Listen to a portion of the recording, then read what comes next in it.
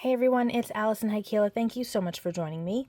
We are going to make a holiday card today, and my goal was to do something quick and to use up some pattern paper. So we're going to do a little stenciling and play with some pattern paper and do a really quick holiday card. Now you can change this to make it work for anything. It doesn't have to be holiday.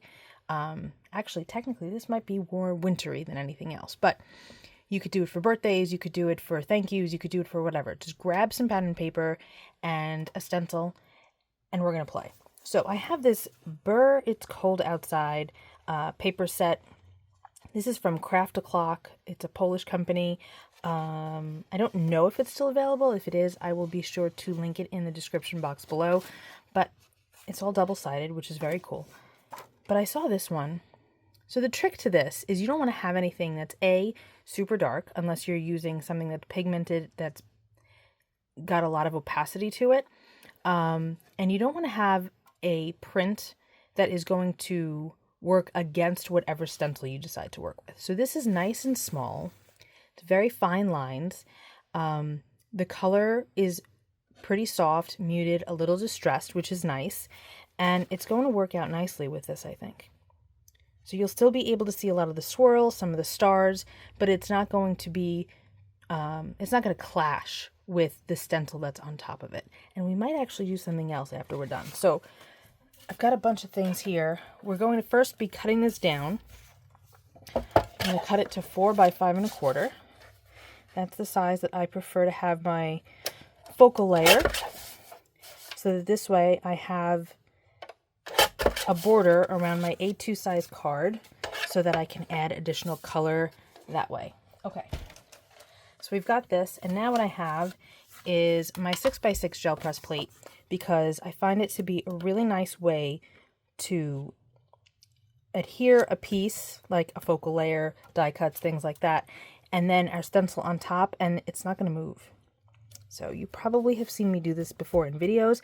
I had thought about using pixie spray, but these pieces really don't shift much. These guys might move a little bit, but really they're thick enough where I didn't think that pixie spray was necessary, but if you want to do that, you certainly can. Now I have weathered wood and iced spruce distress oxides. It looks like the spruce is darker than the weathered wood, but when looking at my swatches, they actually are reversed. You know what? Let me just grab them. Here are my swatches. So this is weathered wood, and this is iced spruce. So you could see that the weathered wood is actually darker, even though the covers don't necessarily display that. So I'm going to start with the iced spruce, cover the whole thing, and then we'll go in with the weathered wood around the edges to darken it a bit. So I've got a mini ink blending tool with a foam pad, and we're going to just very simply swirl this color on. I don't like using blending brushes when I'm working with oxides because of the pigment property that it has. I find it gums up the brushes. You can do it if you want to, but then I recommend, cleaning them after. Now, the reason that I'm using the oxides instead of an ink, and by ink I mean any dye-based ink, is because of the bit of opacity that the oxides have. Now you can still see those swirls a little bit, but it's harder to see now. In fact, let's do this. You can see, look at that. Isn't that cool already? I like it. Okay. The nice thing about using the gel plate is that you can pick up a corner and you don't have to worry about everything shifting because the rest of it is sticking down. So we're going to just quickly fill this whole thing in. This is simple work, doesn't take long, great way to use up some pattern paper. And I think that that looks really good. Okay, so now we're going to go in with the weathered wood and kind of darken those edges a little bit.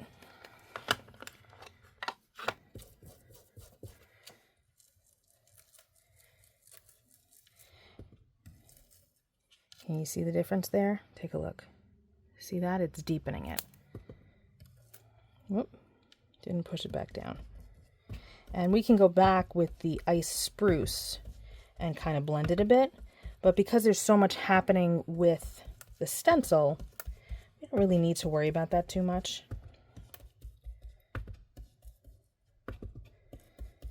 It's going to be busy enough. We don't have to have a perfect blend. All right, let's see. I like it. Okay, let's take this off. Now you can take a piece of scrap paper and kind of place this on top. Hold on. Maybe. I do have scrap paper. All right. And just kind of pick up the excess ink if you want to. See? But it's not really a big deal. If you wind up doing some gel press print later and there's some of this showing, it could add to the effect. So don't worry about it. Okay, move this off to the side. And now we have this. Now if you want to, there's a lot of ink on here, even though it doesn't look like it. You can spray this with water and then place it onto a piece of cardstock, and then you'll have a reverse effect. I'll probably do that later off camera. So now what I'm thinking is that we're going to take this angled mosaic and run it through the die cut machine with that, and then we'll have even more stuff happening with this piece. And it's super simple to do. So we're going to put this in here. You know what? I'm going to spritz the back with some water. You don't want to spritz the front because then it'll make this color start to oxidize. But I'm going to quickly spritz the back. You can see it's starting to curl because I got it a little wet. That's okay. It'll flatten out again. I really like this angled mosaic embossing folder from Altenew. It's really great. Okay, I'm going to run this through the machine and we'll see what we see when we're done. Okay, I ran that through. Let's see. Check that out. That's cool. Now it looks like it's quilted. So from far away, you can really see those snowflakes standing out, but when you bring it up close, all of a sudden, the shadows hit it, and now you see that texture. Isn't that fun? I love that. So guess what, you guys? As I was moving on to the next step, I shut off my camera for a minute, and I was looking through my swatches again and picking out a sentiment, and I realized that I had a major oopsie. Weathered wood, not iced spruce. This is iced spruce. It was stuck behind my speckled egg, which is why there's not a huge difference in coloration. I was like, why is it not showing up as much? Yeah, so this is actually speckled egg. So I screwed that up. My apologies, but it still looks cool. I still like it. We're going to keep going, and it's okay. It's okay. If I do this card again, I might use speckled egg instead of the iced spruce, or maybe instead of the weathered wood. I don't know, but we've got options. Okay, so moving on, we have the Bold Tidings Mini. I love, love, love this stamp set. It's so useful. I use it all the time for holiday cards. It's really great. The size is fantastic. I love that it's rubber as opposed to clear. It's just wonderful. So I'm thinking that because we have this scrap left, we should put it on here, right? So we're going to do that. And then I'm probably going to tear the edges because a little bit of distressing never hurt anybody. And then maybe we'll rough up the edges of this too. More texture is always good in my book. So to do that, we're going to grab some ink and stamp this and then tear it up. I've got my Twilight VersaFine Clair. This is my second favorite and most used color. The first is Nocturne because it's such a great black, but Twilight is such a fantastic shade of blue. It's great when you don't want something as harsh as black. So I use this color often. Okay, that's nice and inked up. If you want to use a stamp platform of some kind, you can. I'm just going to free range stamp it, push this down. Perfect. Okay, moving that off to the side. Now we're going to tear this up. So to do this, I want the torn edge to be facing up. So I'm going to grab the main part with my left hand, and since I'm right-handed, I'm going to tear this up towards me. And you can see that that rough edge is showing. If I were to do it in the other direction, then it would be this look. But I prefer it to look torn. Let's make sure that we like it. Yeah, I like it. Okay. Maybe I only want to tear the top and bottom. Let's try that. So again, I'm going to take the main part, hold it with my left hand, and the part I'm removing is going to be pulled up with my right. Yeah, I do like that.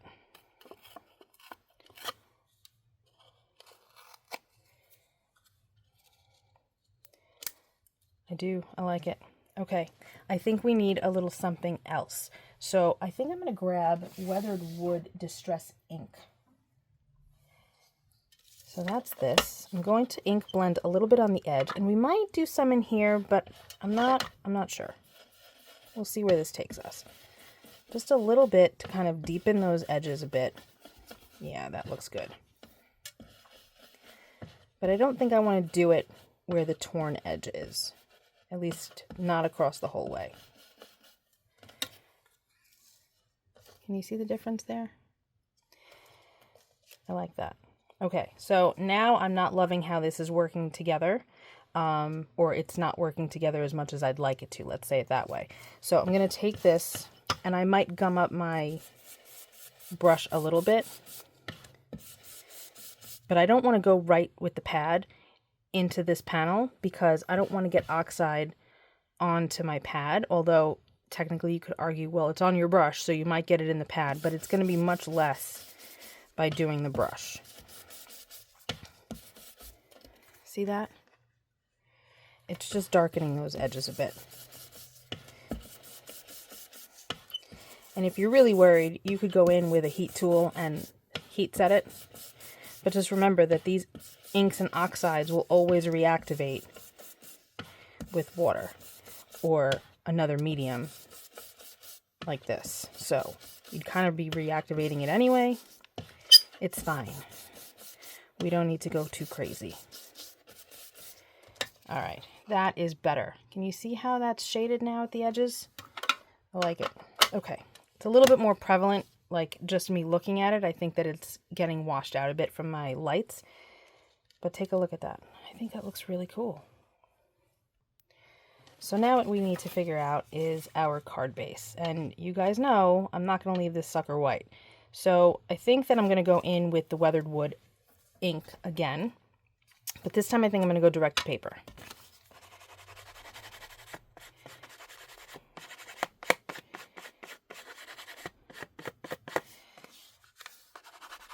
I don't really need it to be solid.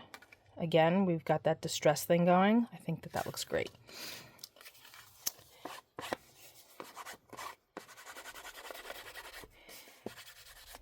But this is a fun way to kind of use up some pattern paper, especially if it's a pattern that you don't necessarily love.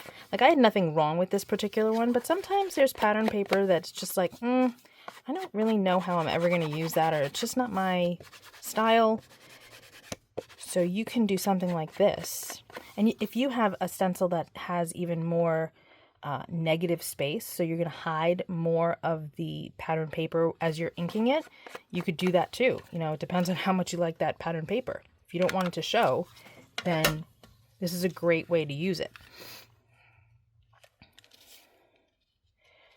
I like that. Okay, let's glue this, and then I think we're going to add some bling. Okay, I let this sit for a couple minutes. I did use a wet glue on this. If you want, you can use foam tape. That tends to work really well when you have a texture like an embossing folder, but using wet glue is okay too, but you want to make sure you put something heavy on it.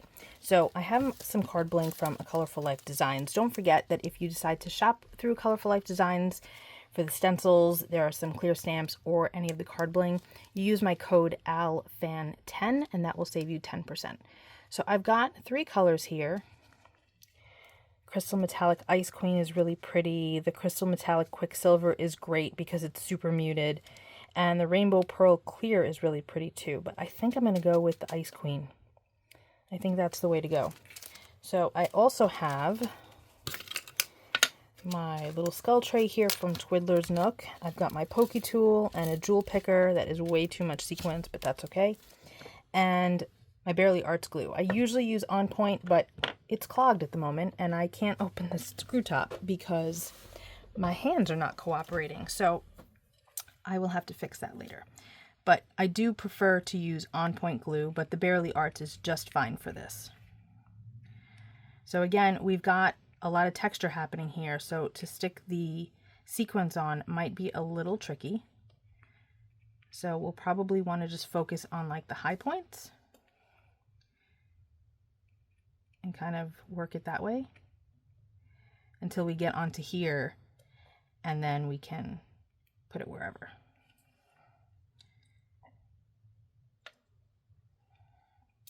Picking up too many at once. There we go.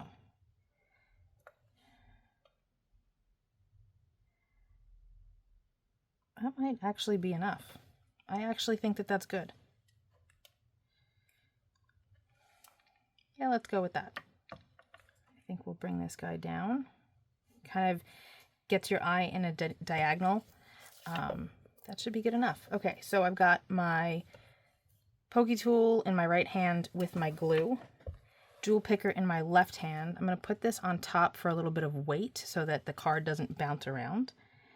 And now I'm going to just add some glue, place the sequins down, and then pop it off of the jewel picker with my pokey tool.